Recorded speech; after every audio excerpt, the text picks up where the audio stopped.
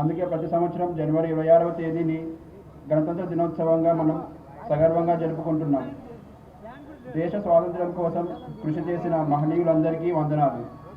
అనంతపురం జిల్లాను అన్ని రంగాల్లో అగ్రగామిగా నిలిపేందుకు గౌరవ ముఖ్యమంత్రి శ్రీ నారా చంద్రబాబు నాయుడు గారి సారథ్యంలో సూపర్ 6 పథకాలతో పాటు అనేక సంక్షేమ అభివృద్ధి కార్యక్రమాలు చేపడుతున్నాం. ఈ 77వ గణతంత్ర దినోత్సవ సంతోష సమయాన మన జిల్లాను అన్ని రంగాల్లో ముందంజలో ఉంచడానికి అందరూ గౌరవ ప్రజాప్రతినిధులు, జిల్లా అధికారులు సమన్వయంతో కృషి చేస్తూ జిల్లా ప్రగతిని మీ ముందు ఉంచుటకు సంతోషిస్తున్నాను. రైతు సంక్షేమం కోసం అన్నదాత సుఖీభవ పిఎం కిసాన్ పథకం క్రింద ఈ ఏడాదిలో సుమారు 2.76 లక్షల మంది రైతులకు 382 కోట్ల రూపాయలను నేరుగా రైతుల ఖాతాలో జమ చేశాం.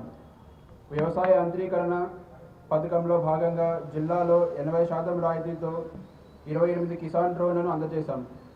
రైతు సేవా కేంద్రాల ద్వారా ఈ ఏడాది ఇప్పటి వరకు సుమారు 49,000 మెట్రిక్ టన్నుల యూరియాను రైతులకు అందించాం. ఉద్యానవన పంటల సాగులో మన జిల్లా రాష్ట్రంలోనే ప్రథమ స్థానంలో ఉందని తెలుపడానికి సంతోషిస్తున్నాను. దీనిని మరింత ప్రోత్సహించేందుకు గాను సమగ్ర ఉద్యాన అభివృద్ధి మిషన్ ద్వారా 3,847 మంది రైతులకు 8,46,00,000 రూపాయల లబ్ధి చేకూర్చాం.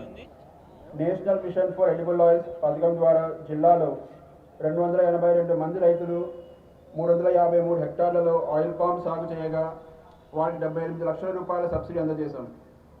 ఆంధ్రప్రదేశ్ మైక్రో ఇరిగేషన్ ప్రాజెక్ట్ కింద 2025-26 వార్షిక ఆర్థిక సంవత్సరంలో సూక్ష్మ సేద్య పరికరాల మంజూరులో ఆంధ్రప్రదేశ్ రాష్ట్రంలోని అనంతపురం జిల్లా మొదటి స్థానంలో నిలిచింది.